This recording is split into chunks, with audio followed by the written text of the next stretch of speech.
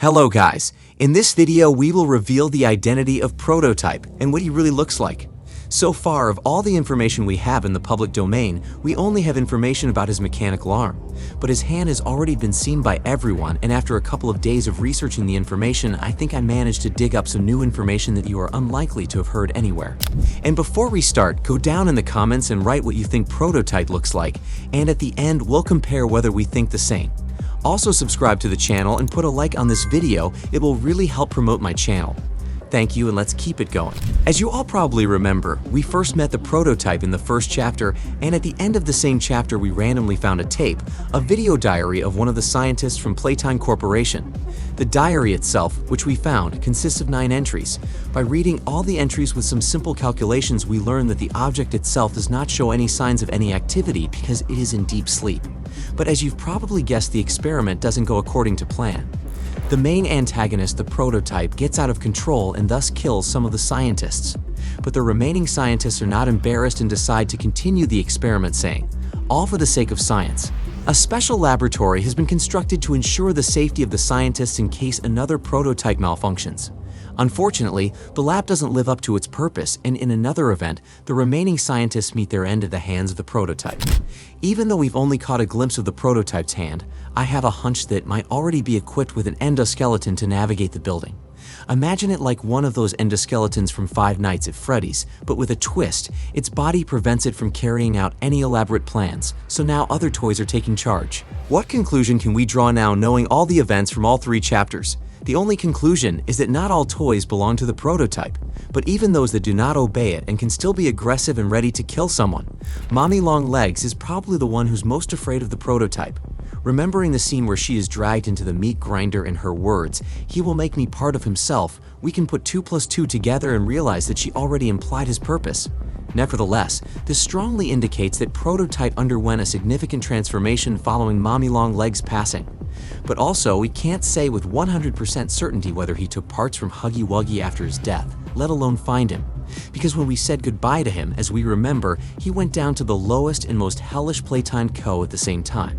And there's a theory that once he landed, his body parts were unrecognizable. Nevertheless, it's a safe assumption that when Prototype is unveiled, he will have elements of Mommy Longlegs in his body. Now the question arises, what would Prototype take from Mommy Longlegs? One might naturally think of her arms and legs, considering her ability to stretch her legs for several feet and their perceived strength. Upon closer looking at Playtime, it becomes apparent that Mommy Longlegs took away multiple employees with one hand. If Prototype did take something from her, it would have been that. However, he did not. After defeating Mommy Longlegs, Prototype salvaged only her torso and right arm, leaving the rest of her limbs to be destroyed by the grinder. So does this imply that Prototype will have one arm extended while keeping the other one? This item is our sole lead on Mommy Longlegs. This could be a viable option to explore. What about other characters who have passed away? Many of the experts and players thought that Catnap will be one of the characters that will make the Prototype stronger and make him into a body. And plus, as you already know, Prototype has access to his entire body, including his respiratory system, which contains the very red smoke that is rumored to have killed so many people and creatures. Knowing that Prototype has an extremely high intelligence, he can easily extract this red smoke from Catnap and put it into his rather large arsenal. But unfortunately, that's all he can extract from Catnap, unless it's clawed limbs or his more resilient body. But judging by how little Prototype needs to revitalize himself in the current Playtime Co., there's a chance that there will likely be another character whose parts Prototype will 100% take for himself. I have a question for you. Could this character be one of the smiling critters? We don't really know much about their abilities, and judging by how quickly they died, their abilities aren't very strong, so there's a good chance that the Prototype didn't even consider them worthy of being used to realize their goals. Plus, as we already know from my past videos on smiling critters, Picky Picky ate almost all of the smiling critters. So even if Prototype wanted to use them for some purpose, he simply couldn't do it because they are already dead.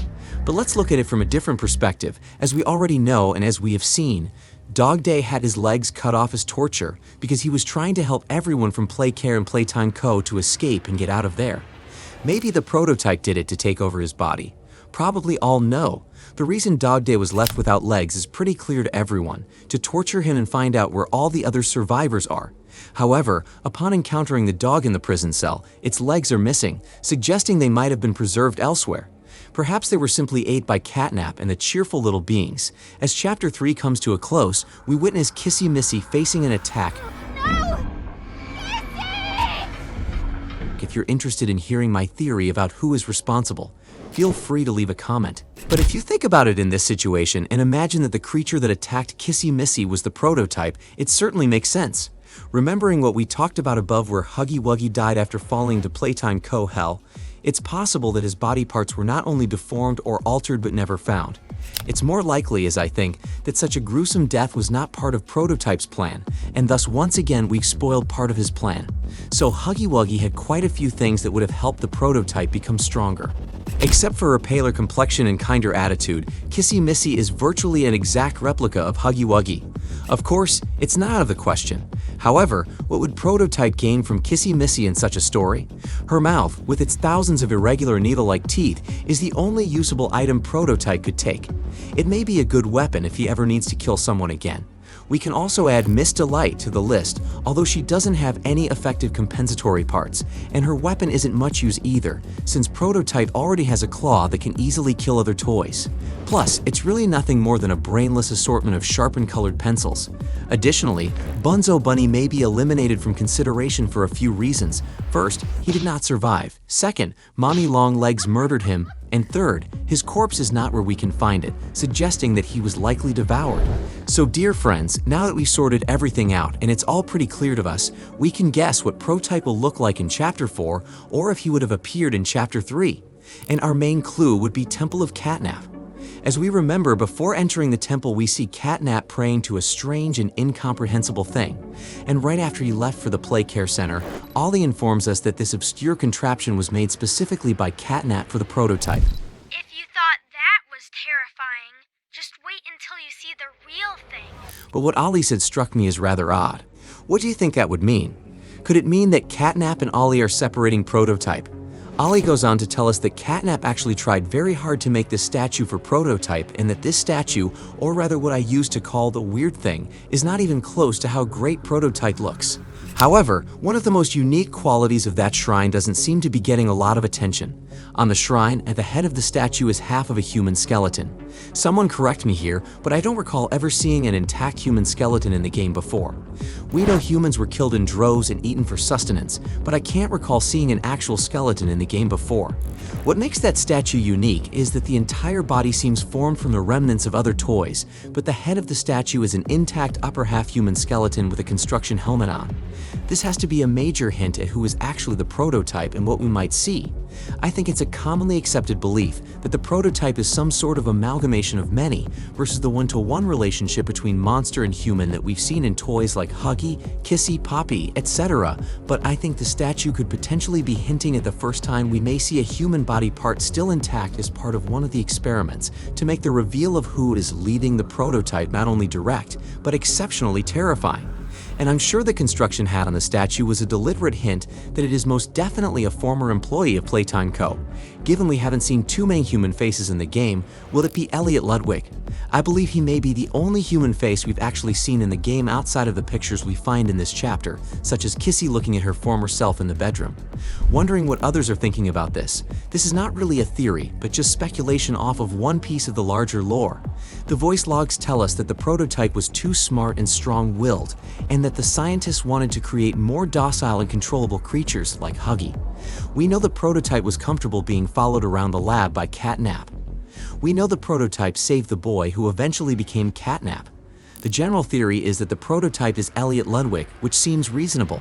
Now that we have an idea of what Prototype looks like based on this, let's take a peek at the temple.